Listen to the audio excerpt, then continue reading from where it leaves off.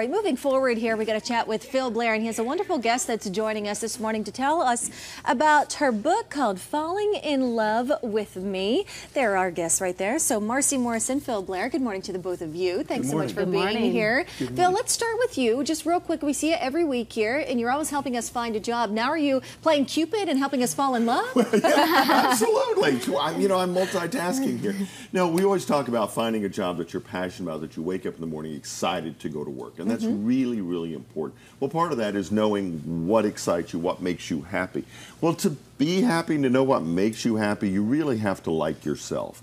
You have to know yourself a little better. And so when Marcy wrote this book about the importance of getting to know yourself and falling in love with yourself, I call it like yourself. I don't know I'd go that far as falling in love with yourself. But it just all blends together. And it's sort of like you got to start at the base, which I think Marcy is getting to here, to know where you want to go from there. And so I thought it'd be very interesting for our listeners to hear Marcy and why she wrote the book.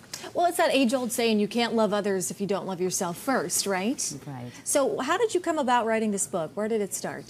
Well, I'm a career coach, and Phil and I have done a lot of work together in terms of helping people uncover their passion and purpose. So what I noticed as a career coach is that a lot of times people didn't really understand who they were and what they love. So Phil and I have also assisted a lot of layoffs. And so after a layoff, a lot of times I would ask people, what is it that you love to do? And they had no idea. So it was this process of almost finding yourself again, or even finding yourself for the first time. So you're not just talking about falling in love as far as a relationship goes, but falling in love with your career. Exactly. And how important is that for someone? Oh, it's really, really important. I see a lot of people that are doing the same thing over and over again, and it's kind of almost like being on this treadmill, and it's a routine for them. And so when I assisted a lot of layoffs, a lot of times people would be like, oh my gosh, who am I and what do I love to do? And it was this perfect opportunity for them to say, you know what, I've actually always loved music, or I've always loved art, but I've never really pursued it. So always taking that time to find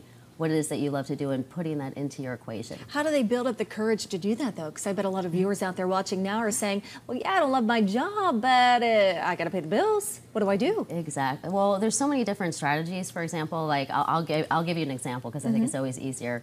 I worked with somebody that was 45 years old, and he had checked off all of the success boxes, had 2 master's degrees, built and sold multiple companies. And I said, what makes you happy? And he said, I don't know. And so for him, actually, it was starting with playing and learning to become a kid again and finding his joy. Yeah. And what he found really made him happy was actually making a difference in his community and giving back. And he actually found his passion through helping in the military, and went from a high-powered CEO to actually now he runs a nonprofit that actually gives back to the community. Oh, wow, that's wonderful. You have to have a little bit of fun in the workplace, right, Phil? Exactly. Well, and the important thing is that you're not going to snap your fingers and this is going to happen overnight. Right. But it's so energizing when you're finally taking action. Yeah.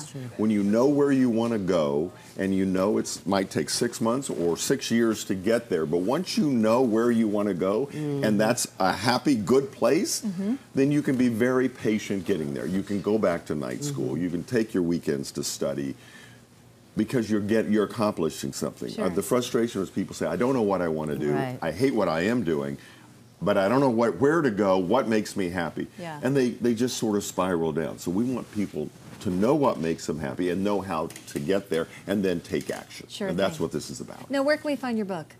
It's on Amazon.com. All right. Yes. Easy enough. So there you go. Falling in Love with Me. Go ahead and pick it up. Thank you guys so much for being here. Appreciate Thanks. your time. Thank All right. you. See you next week, Phil. You got it.